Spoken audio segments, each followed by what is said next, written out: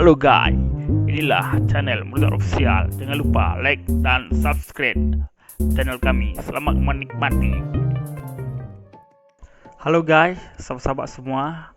Kali ini kita tutorial kita adalah masalah cabai. Ya, cabai ini antara cabai hijau dan cabai merah harus kita pisah, harus kita sortir. Harus yang merah sama merah, yang hijau sama hijau. Ya, semoga kita simak berita selanjutnya.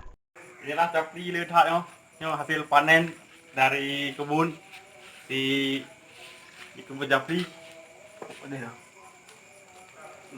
Begitu le cabai untuk kita pilih untuk diedarkan ekspor ke pasar.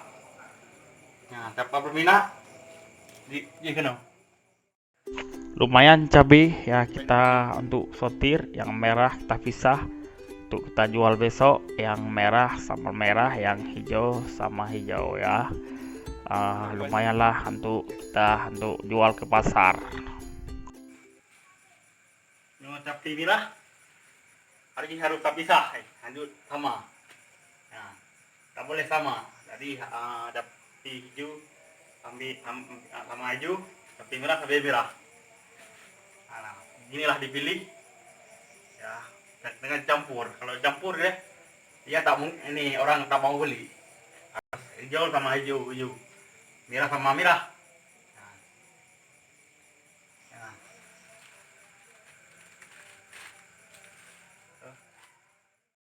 Lumayan wacut kap.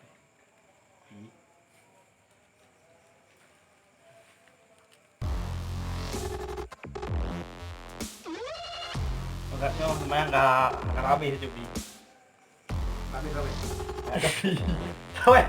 Ada baru mulai. Baru mulai. Tapi habis ucokan.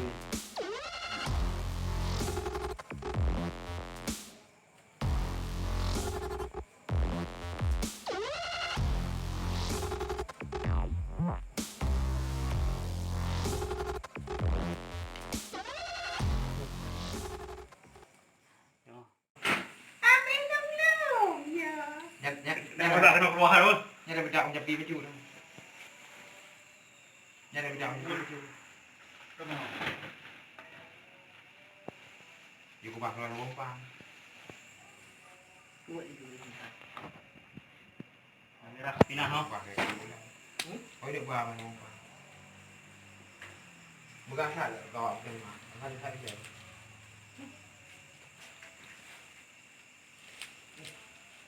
Cái ma này là phụ mình điều cái dụng nhiều chứ nó bẻ đạo được lá vàng cả chọc phải nhưng mà chọc cái gì Ya. Kerabi hukum.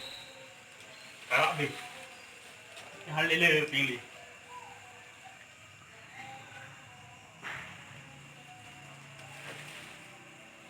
muốn thay thải gì Nó đâu cái gì nữa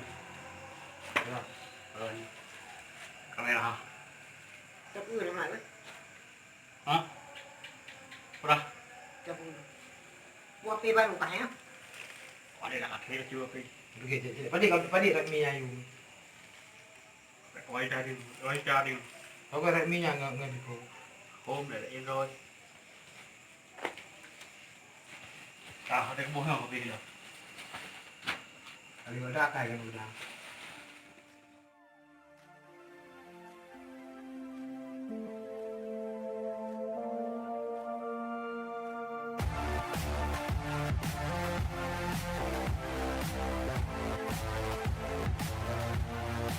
Sekian dan terima kasih.